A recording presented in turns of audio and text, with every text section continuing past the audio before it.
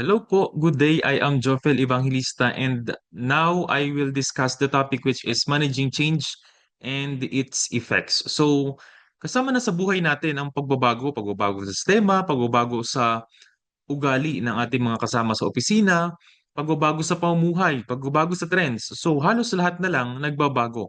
So, sa lesson na ito, alamin natin kung bakit nga ba kailangan ng pagbabago at ano-ano nga ba ang kalagahan nito. At sa bandang huli din, i-discuss ko kung ano yung apat na modelo or model kung paano successfully natin na mai-integrate yung change sa isang organization. So, let's start. Yan, ayon kay Bill Clinton, sabi niya, the price of doing the same old thing is far higher than the price of change. Yan. So naniniwala siya na mas mahalaga ang magiging kapalit or yung mawawala sa atin kung patuloy tayong aayon na lamang kaysa i-embrace natin yung pagbabago. So syempre, pag may pagbabago, mahirap sa umpisa. Yung iba naman magastos o kaya naman yung iba ay nakakatakot din i-implement dahil nga first time, lalo na pag first time natin itong ginagawa. Pero sabi nga dito, kung hindi tayo magbabago, maaari tayo mapag-iwanan, mawalan ng opportunity at syempre wala ding pag-unlad. Change. So ito daw ay any alteration occurring at work or in the work environment that affects how employees must act. So ang change daw ay tumutukoy sa anumang pagbabago sa trabaho, sa workplace na nakakaapekto sa pagkilos o pagganap ng mga empleyado. Sa madaling salita, ang pagbabago ay nangyayari kapag mayroon tayong mga binabago sa organization na nangangailangan ng adjustments, malaki man ito or maliit. So halimbawa no, ang mga LGU at ang Kapitolyo. So before manual na sinusulat yung mga attendance ng mga empleyado pero ngayon dahil nga sa patuloy na pagbabago ng panahon, gumagamit na ng mga biometric logs o kaya naman ay digital attendance system. So dahil dito kailangan ng mga empleyado na matuto at umangkop dun sa mga pagbabago na yon. At dahil nga dito naiiwasan yung dayaan sa pag-attendance. Alam din natin na yung pagdadaya sa pag-attendance ay isa ding form ng or maliit na form ng corruption. Then equilibrium. Yan. Ano nga ba ang equilibrium? People develop either relatively stable set of relations within their environment. They learn how to deal with one another, how to perform their jobs and what to do next. So dito naman sa equilibrium, nangyayari daw ito kapag nakasanayan na ng mga empleyado ang kanilang workplace, ang kanilang mga trabaho, kumbaga gamay na nila yung kanilang mga trabaho. So sa madaling salita, komportable na sila sa kanilang nakasanayan ng sistema at maayos na daloy ng trabaho. So halimbawa, sa admin section ng bawat opisina dito sa Kapitolyo, sanay na ang lahat sa manual na proseso ng pagsusumiti ng mga dokumento. Alam ng bawat empleyado ang mga signatories, saan ipapasa, saan dadalhin, yung mga papers, mga documents, at gaano katagal ang bawat proseso. At dahil nga po pamilyar na ang lahat sa kanilang gawain, nasa equilibrium ang organization. Ngunit kapag may ipinatutupad na bagong sistema o policy, nasisira yung tinatawag nating equilibrium at kailangan nating mag-adjust. No? Kailangan mag-adjust ng mga empleyado hanggang sa makabuo ng panibago ulit na balanse or tinatawag nating equilibrium. So bakit nga ba? Bakit nga ba ang organizations ay kailangan nagbabago or may mga pagbabago? So sabi dito, technological change. Sa pag-unlad ng technology, no, kailangan makahabol ang mga organization. Katulad na lang na halimbawa, no, nung mula sa manual attendance system, ngayon electronic na, may face recognition pa.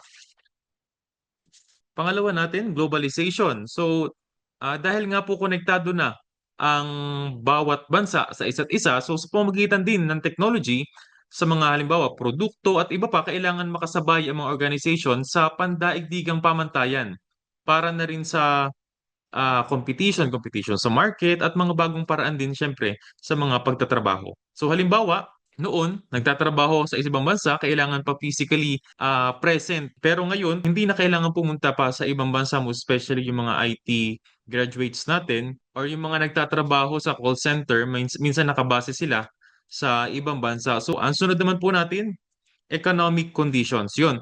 Halimbawa, sa pagtaas ng presyo ng mga bilihin or inflation, crisis sa ekonomiya ng bansa.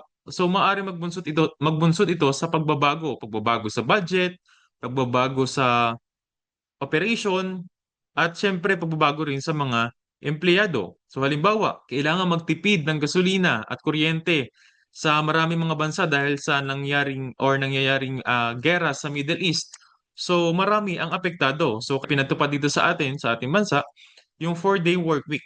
Malaking adjustment syempre sa mga empleyado dahil syempre dati sanay sila na ang gising ay before 7 halimbawa or mga ganon, and then ngayon sobrang aga na ng gising, then lalabas pa halos gabi na. Ang kagandahan lamang ay walang pasok pag Friday yung sa kanila, and then pero ngayon unti-unti na ulit ibinabalik sa regular na oras ang pasok ng mga empleyado. Kumbaga yung change minsan ay hindi rin tuloy-tuloy. May mga changes din kasi na depende sa circumstances, at kapag naayos na ang lahat, unti-unti na ulit itong babalik sa normal. So, ang next natin, government regulations. So, kapag naman may mga bagong batas, yan, regulations, kailangan sumunod ang mga organisasyon at baguhin ang kanilang mga policy at mga proseso. At syempre, ang last natin ay organizational restructuring. So, maaaring baguhin ng isang organization, ng mga leaders, ang structure nito upang, halimbawa, mas pagandahin pa yung coordination or pagiging efficient at pagganap ng mga empleyado. Ngayon naman, isa-isahin natin ang mga katangian ng pagbabago sa mga organization. Una, constant and inevitable. Kumbaga, ito daw ay hindi natin maiiwasan kusa itong nangyayari or minsan kailangan talaga nating gawin. And then number two, produces uncertainty. Yan, kapag naman daw may mga pagbabago, normal lang na makaramdam tayo ng uncertainty o yung pag-aalala dahil syempre hindi pa natin alam sa umpisa, lalo na kung ito ay first time natin gagawin, or kung ano nga ba ang epekto nito sa mga empleyado o sa kanilang mga trabaho. And then number three natin, creates both threats and opportunities. So, kung may mga pangamba naman, takot o hirap sa umpisa, meron din naman daw na magagandang opportunities na naghihintay after ma-execute ng maayos. And then, panghuli natin, meron daw tayong planned and unplanned. Yan. Ang pagbabago daw ay maingat na pinagpaplanuhan. So halimbawa, sa plan natin ay yung programa at proyekto ng government, mga government agencies, napakaraming meetings, ah, napakaraming consultations, brainstorming bago gawin. So mayroon din tayo na unplanned. So halimbawa, during the typhoon naman, halimbawa nawala ng internet, yan bumagsak, halimbawa ang tower. So dahil nga sa regular na reporting or kinakailangan natin na mag-monitor at mag-report ng regular, so mapipilitan na gumawa agad ng mabilis na pamamaraan kung paano nga ba magkakaroon ng access muli sa internet. So that's planned and unplanned. So next natin, how individual attitudes affect response to change. So admittedly, hindi naman talaga pare-pareho ang response ng bawat empleyado sa mga changes sa organization. May mga sasang-ayon at may mga hindi rin papabor. So anong-ano nga ba ang mga positive? Unahin natin ang positive attitudes toward change. So may mga empleyado daw na bukas lagi ang pagtanggap, no? Accept organizational changes willingly. Meron din naman daw participate in training and development activities.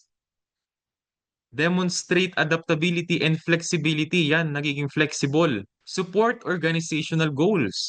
Collaborate with coworkers during transitions.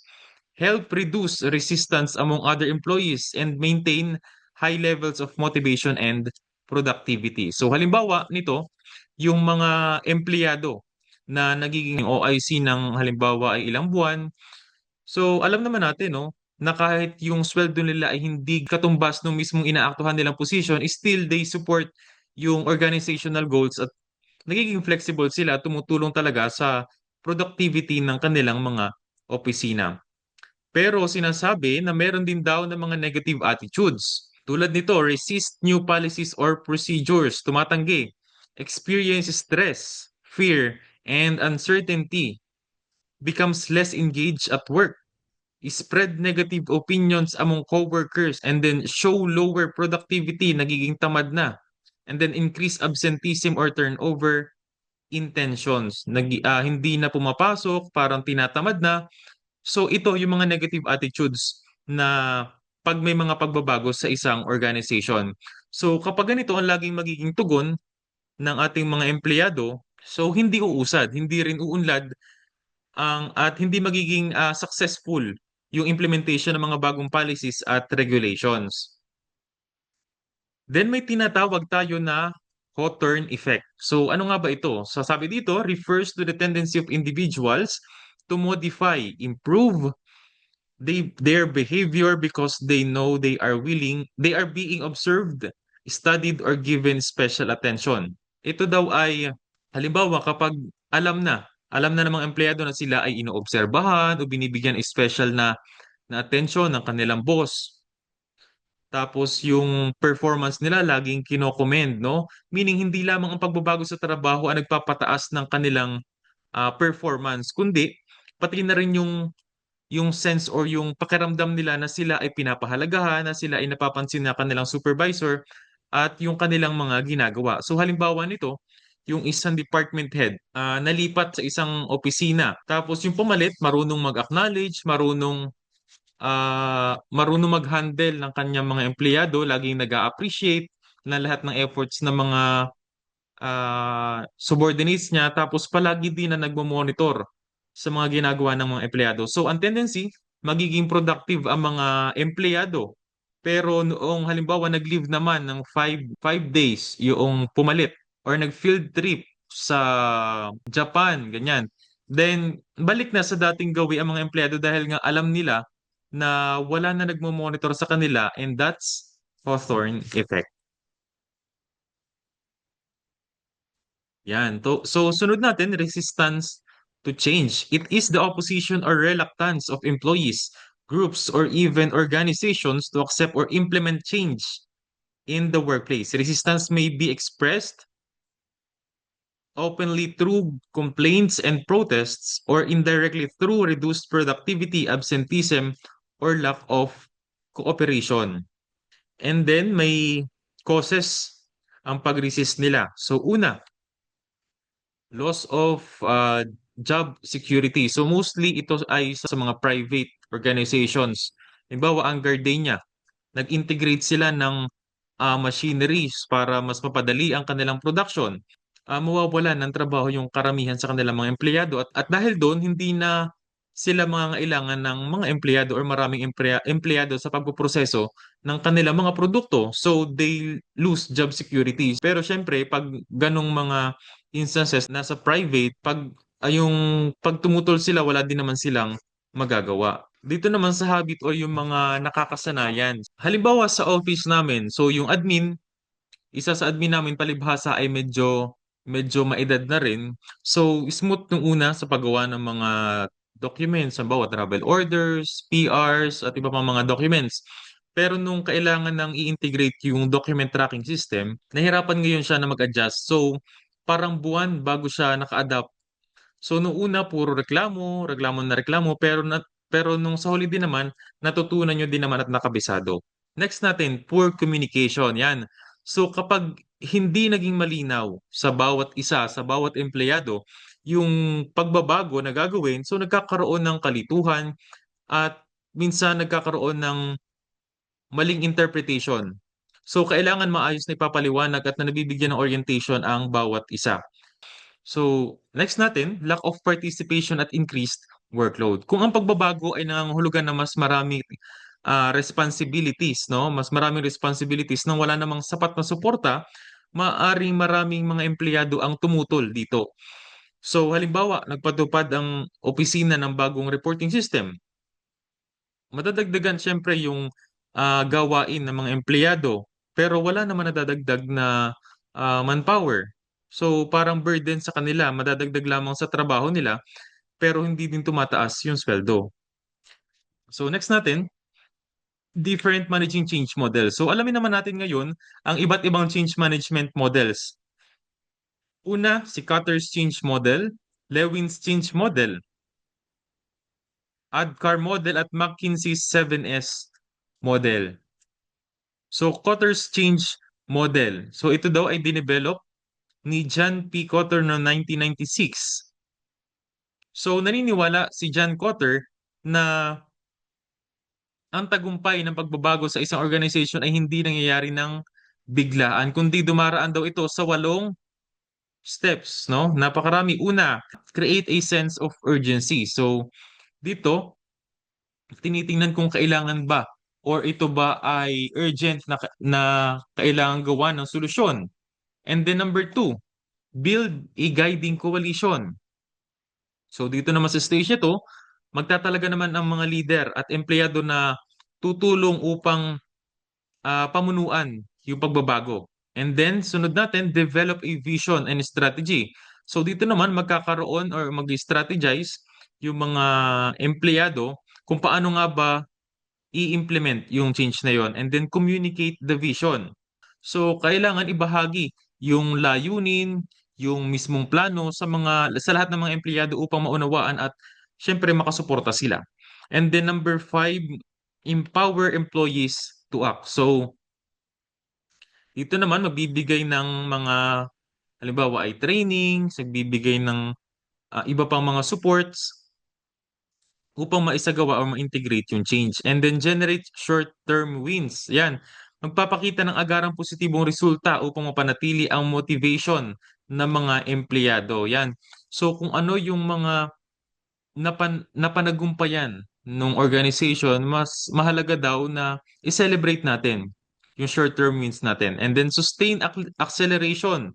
Kailangan daw na huwag tumigil sa unang tagumpay. Kung may short-term wins tayo, kailangan tuloy-tuloy siya.